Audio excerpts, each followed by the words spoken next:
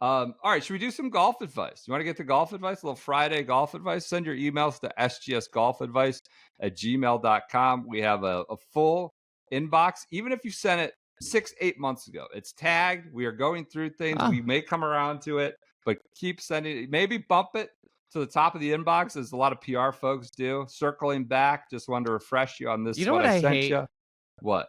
I hate the people that send you emails like forward, and it's just a regular email. These are all these sales tricks, right? Or they're replying. It's like, that incites me. That makes me upset when I open it and it's like not a reply. Right. But anyways, that's another side. We might put these up on YouTube. We'll see if we can actually do that. I want to apologize. I got to issue an apology. I didn't catch Brendan's gain was like, in the basement last episode. Maybe your gain was just in the through the roof. It wasn't. And mine was proper. Mine was set up properly. I check my gain before we record, as a responsible podcaster might. You might, meanwhile, just basically, you basically were on mute. And I did my very best in the 3 minutes that I put towards editing to raise your audio levels through the roof.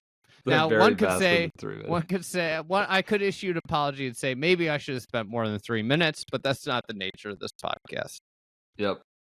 Speaking, I want to start a new segment, Pet Peeve Friday. We're talking about your emails. I think we're going to start Pet Peeve segment. Well, we got to bring Flashback Friday back, too. Yeah, we'll do that, too. We'll do that next year. We got to bring Spotlights. Spotlights are going to come back.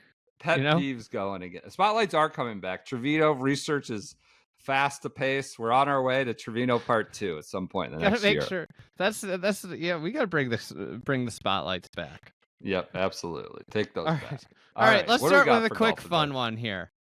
All right, title, Boss Hit Me with a Putter. HR claim, it sounds No real names. 35, one kid, brawler status, TBD. I work in public accounting, and our firm very graciously sponsors teams for tournaments pretty much every time we ask. Recently, our 4-man scramble squad was me, my two typical boys, and a partner of our firm. Said partner is around our age, usually a good hang, an okay golfer, and one of those guys that loves to dish shit out. Beers are free-flowing, the course is beautiful, and we're playing on a Monday, so everyone is feeling pretty good. I tend to be the goof of the group. So when the partner hits it closest on a par 3, I pretend I'm going to kick his ball off the green. The partner swings his putter at my ankle and makes his first solid contact of the day.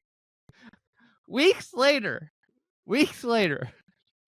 everybody's hit their ankle with a club. Even when it's just like a little nudge. There's nothing I hate more than when you're like practicing chipping and you hit your ankle. It's awful. It's an excruciating pain. Weeks later, the bruise still looks disgusting and my ankle still hurts. He never apologized. Though maybe him buying one $4 beer was his way of doing so. So if this happened to you, do you let it go? Do you make a formal complaint? Or corporate structure be damned, change your fight status to ready to rumble? I don't think the non-apology. He smoked you in the ankle with a club and didn't apologize? I don't think I could let it go in the moment. I think I would react like that shit hurts when that happens to myself. In the moment, I'd be like, Jesus, what the hell are you doing? I don't think I could let it go, like my visceral reaction to that pain or that suddenly being hit with a golf club intentionally, it seems, quite intentionally, not an accidental swing to and fro. I mean, I would be like, what the hell, man? Ow! What was he doing in the moment to where he's swinging a club at your ankle? Well, this guy thought he was fake kicking his ball to kind of goof around, right? Yeah, but he's swinging lost his head. Swinging the club at your ankle. is It's an the Joe intentional. LaCava moment. The boss lost his head. He didn't know where he was, and he just lost his head and went too far. I mean, I assume the guy like kind of probably had to almost go down if somebody swang it at the ankle, right? Whose reaction is to intentionally swing a club at someone for anything, unless you were being, attacked or being approached menacingly? You just like, why is that guy? This guy might be one sick puppy. He may have some weird tendencies. If his reaction is to jump to swing at a club at somebody for fake kicking a ball or even real kicking a ball. You can't start swinging clubs at people unless it's self-defense.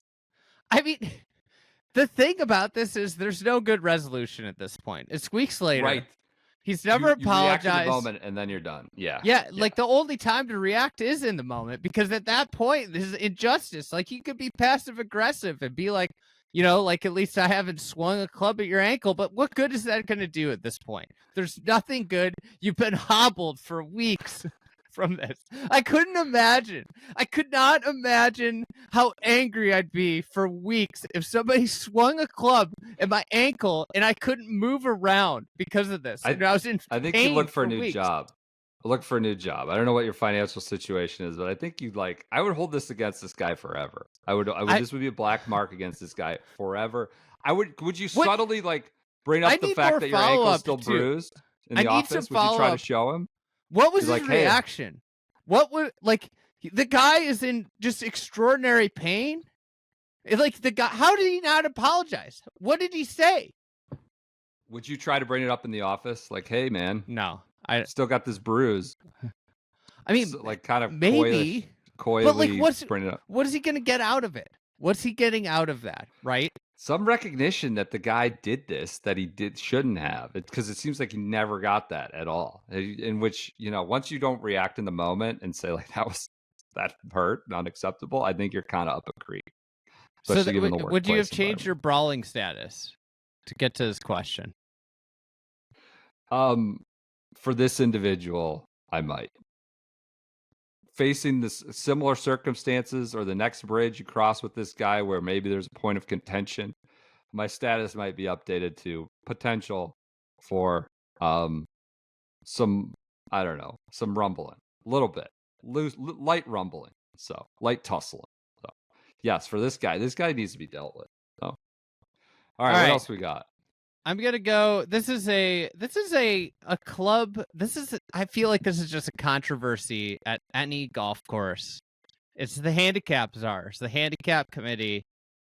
The things of if you go, you must post a score. So the other day, a buddy of mine received an email from our club, see attached, from the apparently newly formed handicap committee. The email notified him that the committee is now reviewing GIN scores against recorded check-ins at the pro shop. So if you check in at the pro shop, you better post a score. And that he played on a recent date and not posted a score. For the context, my buddy has not taken part in any MGA games or rounds that would have impacted any members at the club. I didn't believe him at first and just thought this was a one-time situation and he had pissed off a member in a game. But sure enough, on the MGA website, there's an announcement with members of the handicap board. I, for one, find this to be egregious. For starters, the formation of a McCarthy-like committee to monitor handicaps is lunacy. Second, how are you going to tell me every time I step foot on the course I must post a GIN score? What if I want to go out and practice, hit 2 balls, or God forbid, play a scramble? Am I wrong here? Do other clubs have formed committees against sandbaggers? In my opinion, handicaps have long been a part of the honor code. Sandbaggers will always exist, but they are usually easily identified, especially if they play at our club frequently. In no way am I for sandbagging, but I feel the formation of the Big Brother committee is a far worse scenario than having a few sandbaggers at a course. All right, I think that's enough. What's to be done here? Do we stop the spread of committees of golf evil? I think handicap committees are pretty commonplace at golf clubs. This isn't like some extreme thing. This is insane. I think they're insane. But the rules, I am dubious of that they're this stringent. Like if you set foot on the course, you got to post a score. I think Well, I our do want emailer may be getting a little carried away. This is the email. The Handicap Committee is now reviewing scores. According to the Pro Shop's check-in records on Friday, fill in the date. You played on that date but did not post a score to begin. If this is incorrect, please respond and let me know so that I can notify the Pro Shop. If this is correct, please post your score as soon as possible. And in the future, ensure you post your score on the same day of play. I mean, that's the email he got. Do I think there are sandbaggers? Yes. Do I think I think vanity handicaps seem to be more of a prevalent problem. I don't know if it's a problem, but it's much more prevalent these days. Maybe that's just where I live. Maybe it's the vanity of where I live. But it feels like these guys are like coming in, and I know, the cap usually it doesn't reflect your worst scores often, but vanity handicap seems to be a big thing. And while we're on the subject of vanity, I want to pet peeve Friday. Stop. I'm seeing this creep up. People are putting bumper stickers or magnets of their country club on their cars, on their various SUVs. I think that needs to stop. That's ridiculous. I want to nip this in the bud before I'm seeing it around me. That's ridiculous. Putting your country like bumper, like your kid's softball team or soccer team. Okay, but I'm seeing country club. Anyways, vanity handicaps. Those exist. There's going to be sandbaggers. I just we don't need to become handicap Nazis about this thing. We just don't. We don't need to be like, you post a score and it's got to be that. When did the day of thing become so prevalent? Like you have to get it in 5 minutes once you're off the course. Can we talk about something too? It's like a gray area. I don't think it needs to be so militant. What is this doing?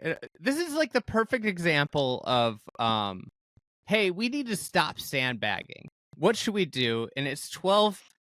You know what? I'm just going to say it. 12. We're all idiots. I'm an idiot. It's 12 idiots from a board at a club or whatever the number sitting around. They're all lawyers. They're doctors. They're experts in other professions, thinking that this is the way to stop sandbagging. Is, you know what we're going to do? We're going to make everybody post their score immediately. Guess what sandbaggers do? They'll just go on there and post a wrong score. Oh, I shot 85. Oh, I shot 90. Or they'll putt around on a green and a couple greens. They finish triple double. Like, this is not stopping sandbagging at all. This is doing nothing. This is doing nothing to alleviate the problem. The best way to, I think, fix problems like this, just play handicaps at like 60%. We're all very we're competitive people. You're competitive. I'm a competitive person. But this goes to the fights on the course. This goes to people screaming at each other about gimmies and that's good. It's a recreational pursuit. And I get it. There's sandbaggers or D-bags that they're trying to game it for $500 in Pro Shop credit or whatever it is. And there's real competitions happening at these clubs. But the stakes are not that important. It's a recreational pursuit. I don't think, you shouldn't be sandbagging. You're D-bag for that. But I get that there are people at these clubs that hey, we're all trying to play under the same sort of rubric here. And we're playing for real for prizes and whatever, plaques and shit like that. They want to make sure the accounting is on the up and up. And I just think we got to be less intense about it. Less intense. Well, but I mean, this exists in all recreational sports. If you play pickup basketball, there's always the guy that just hacks you every time down the floor. You're not gonna call a foul on him all the time. Like, it's just like you're gonna be just like, dude, stop. Like, what needs to happen? What is a far better example to set? Just call people out, right? If somebody is an 18 handicap and over the course of the year he shoots 78 in 3 member events, you know what? Have have the stones to be like, you know what, this guy's a clear violator, and call him out. You I know, know it's got to be so clear. For me, the burden of proof is high Shane. because once it's bad when you call a guy a sandbagger and he had the round of his life. I think is like it's Well, really that's it kind of one attaches. It's a label occasion. that attaches itself. Yeah, I know. It's one I know. You got to occasion. really Like have when a there, file on him. You really and before you throw that out there. In my opinion. this is also one of the reasons why like handicaps, just in general, are like they're detrimental. They can be detrimental. They're like handicaps are great in the sense of like they allow any level of skill player to play against each other. But like when you get this series about handicaps, you ruin like the joy of the game. Like you're telling me every time I have to go to my club, I have to like play a stipulated round of golf. Like screw that. Like if I want to go out and play with 4 clubs, I'm going to go out and play with 4 clubs. If I go play with 4 clubs, I have to post the score. Is that really you want me to do that? You want if I go play with my persimmons, I have to post a score to my handicap, even though I'm playing completely different equipment. Like if I go, play with my daughter and she's 5 and she's putzing around, I have to be putting everything out myself. Like what Yeah, you is don't. going on and why? How can 12 people sit in a room and possibly think that this is a good policy? This is awful. It is horrendous. And like, what if I play 6 holes? Do I have to tell somebody? Like, I pay. No, well, I say I it's a pay subjective $1,000. thing. Say I pay $1,000 a month to be a member of this club, and I got to tell somebody. Like, do I need to email the handicap committee? FYI, I was out there. I didn't post a score because I played 6 holes. You know what? My wife needed me to come home, and I stopped my round. What do you want me to do? Do I have to ask permission to do different things on the golf course? This is insane. It's awful for golf, and every handicap committee should be revoked, and they should be banished, and anybody that's a part of a handicap committee should be ashamed with themselves. No, I think you can be no. You can have a committee. I think because there are d-bags out there trying to run afoul of the rules. I just think you have to not be insane about it. You got to post that day if you set foot. Like this committee seems drunk on power, and that's like literally the best use case for a country club. If I belong to one, would be like going to play 4 holes, 3.5 holes. That's the 6 whole holes purpose. with my kids every yes, that's like I guess I just wouldn't have a handicap and never play in it. I don't know. Like you can't be intense about you were set foot on the ground. You got to post a score. So you checked into the pro shop. You know what I would start doing? I would start checking into the pro shop every day. just walk around out there for 30 minutes and then go get in your car. This is actually how you get back at the overzealous handicap committee is just start fucking around with them. Just put them in hell. This is what you signed up to do. So, all right. Good one. All right, last one here. I am 27 years old, single, no kids, not interested in physical altercations, but I do enjoy arguing. And then he put in parentheses, probably why I'm single. All right, I'm going to try and keep this pretty anonymous. Okay. He's organizing a golf trip with 12 friends to a popular resort in the Southeast. For context, this group primarily consists of fairly serious golfers. We're all decent players, enjoy playing high-end courses, and will bet moderate amount on the golf course. There's a few, there's a core group, 4 or 5 of us that have already gone on a few trips together over the last few years to a bunch of great international and domestic destinations. This story below provides some context to the question I have. So we went to a golf resort and we were betting anywhere between $20 and $50 a round. One of the guys in the group, we'll call him Red, was playing a match against the Italian. Their match was all square after 6, but Red won the 5th hole and held honors on the tee. The Italian tees off before Red on the 7th tee and hammers a ball down the fairway. So he's violated the rule in match play of who gets to tee off first. Red goes to the tee to tee off, and he says, it's an honor system. This is my tee box, and I could have you play your shot again. The Italian says, are you serious right now? Red explains the rules, and that this is the third time in the round that the Italian has broken the rule. So he's just popping them. Red puts his tee in the ground, and the Italian says, "Am I in your head right now?" So the Italian's ratcheting this up. There's blood on both hands here. Red picks up his tee and says, "Fuck it, re-tee."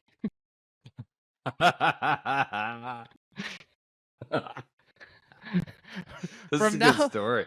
From now on, there's a consistent argument amongst the core group on how to cultivate the perfect hang for these trips, and we should not be inviting guys like Red.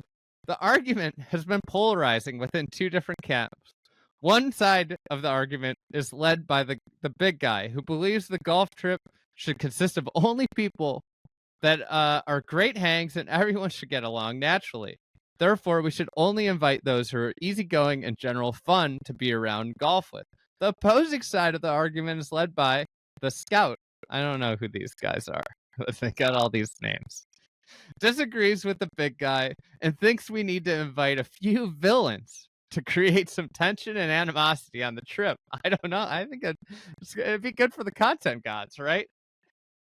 Per the scout, the role of the villain is like the WWE heel. Guys like Red in our story above take the golf too seriously, call people out for rules violations of the golf course, engage in unwanted conversation that will result in arguments such as politics, and have a selfish demeanor regarding which courses to play and where they want to eat and how the lodging is arranged. The scout argues further that it's unnatural for everyone to just get along. He believes that some tension between a group of 12 guys is a good thing because it helps provide context for any betting games we engage with and serves as a perfect foil to the happy, once-in-a-lifetime experience many in the group partake in by going to these elite courses.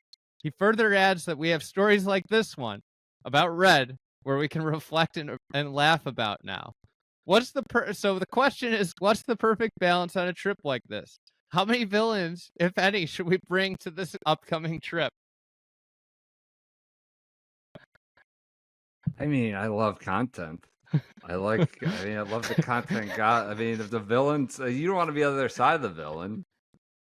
It kind of makes the trip a little more interesting. I mean, this is a good story. Re-tee. It's a great question. Back and forth. Two guys back and forth. I think generally, you probably just want a good hang, right? You don't want drama. You don't want issues. You don't want tension, right? Where are you at on this? I think it's a great question. In the moment, it depends on what you're going for, right? If it's in the moment, we just did this bit on it's a recreational pursuit. Like, let's chill out, everybody. And now we're trying to cultivate, basically the Ryder Cup situation that the stakes are as high as possible. But go ahead. All right. In the moment. So in the moment, I think you just want people of a similar ilk. There's nothing better than when you're playing a round of golf and there's like casual stakes and everybody like cares enough, but nobody cares too much.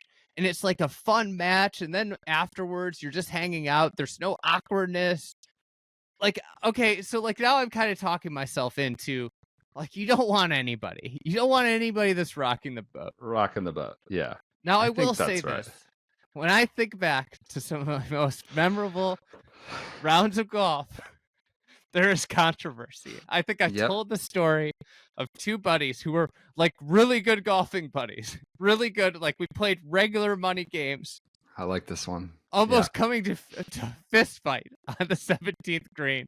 All over whether a ball should have gone in the hole.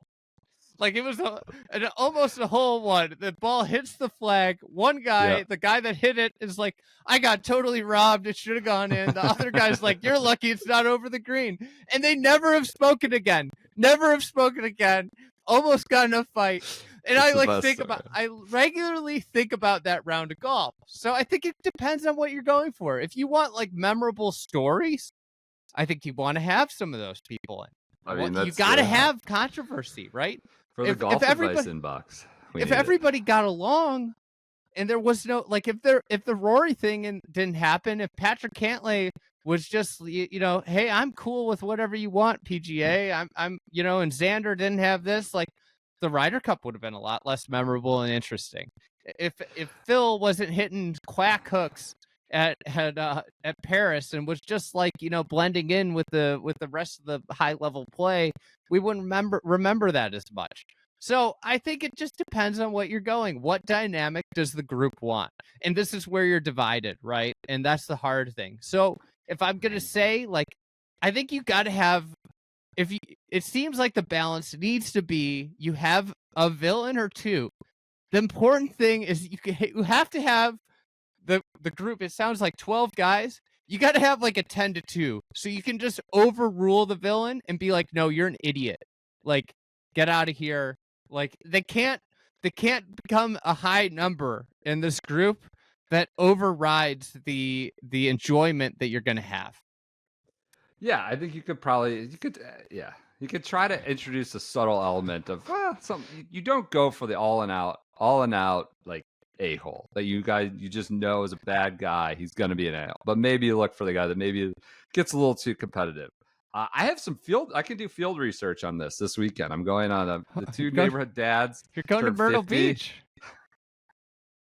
I'm revealing your locale. I am. I'll be down there. I've never been there before, but two neighborhood dads turned 50 and we're going. And there's like, I don't know. It's a bunch of guys. Some I do know, some I don't. Some are competitive. Some, I think majority don't care about golf that much. So it could be interesting. We're doing the whole, I think, Ryder Cup thing, or I don't know, teams. So I'll have some field research. Are you captain? Are you? No. Have any strategies? What are you going to bring to the team room? I'm going to try to lay low. I'm going to try to just sneak through and sneak out. I don't need to be giving any impassioned speeches. If I'm not the subject of any golf advice emails, I'll be happy.